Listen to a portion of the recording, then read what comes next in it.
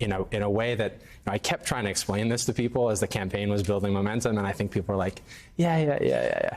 And then volunteers were pouring in, and grassroots donations were pouring in, and yard signs were popping up, and it got bigger than certainly me, and it got bigger than the district, and it became this powerful movement. Yeah. And that's when that's when you know that something visceral has been tapped and unleashed.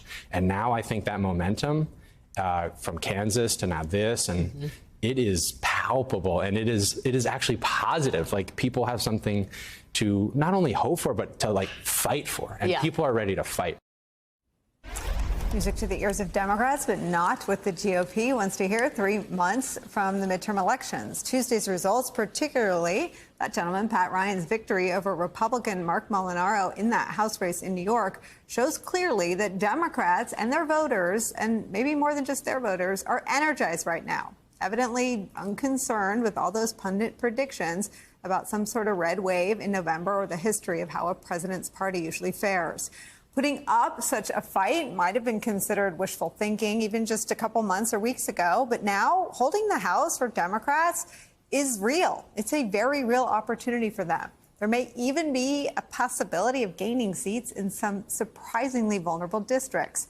Consider this, New York's 21st. It is currently represented by the number 3 Republican in the House. Her name is Elise Stefanik. She replaced Liz Cheney in leadership.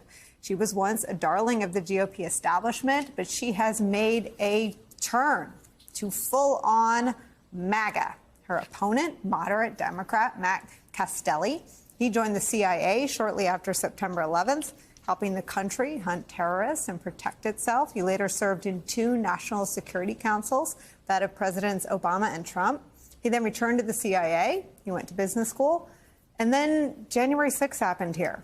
Joining us now, Democratic congressional nominee for New York's North Country, Mike Castelli. Tell us what happened after January 6th. Thank you, Nicole. Great to be with you here.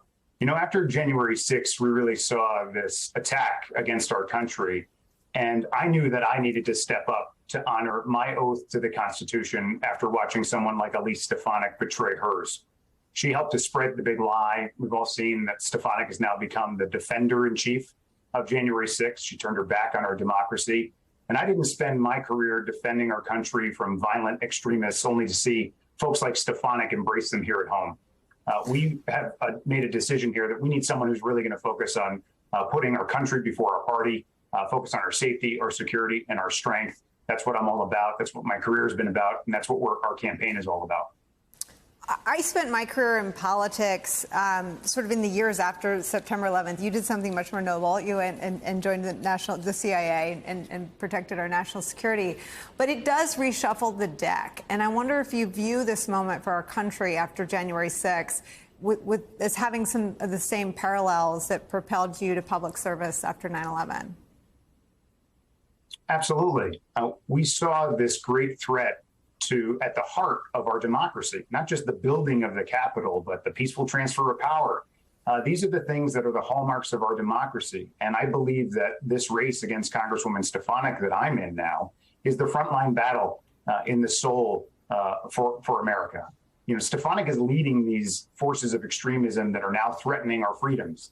She would destroy our democracy. And we're building this country before party coalition of Democrats, independents, and Republicans that can defeat her. Because voters are, and you highlighted my good friend Pat Ryan, and he was right.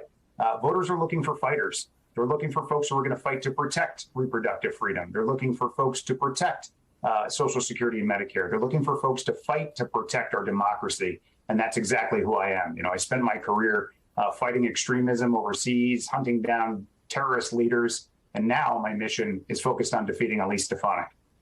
She's a national figure in the MAGA movement. You are, it seems, sort of having this late surge. Tell me how the campaign is going and what your conversations are like with voters in the district.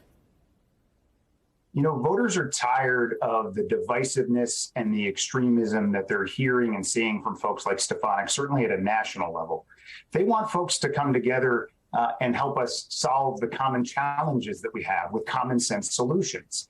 The loudest voices in the room these days seem to be on the extremes. Congresswoman Stefanik using her platform as the number 3 in House Republican leadership to promote that kind of extremism that threatens our safety, security, and strength. And they want someone, I think, that's going to step up and unify us. And that's why we're building a country before party coalition of those Democrats who certainly showed up on Tuesday to move us forward in this race, but also independents and Republicans as well. This is an opportunity to build that kind of coalition and to show the country that we're not going to stand for the kind of division that is holding our country back.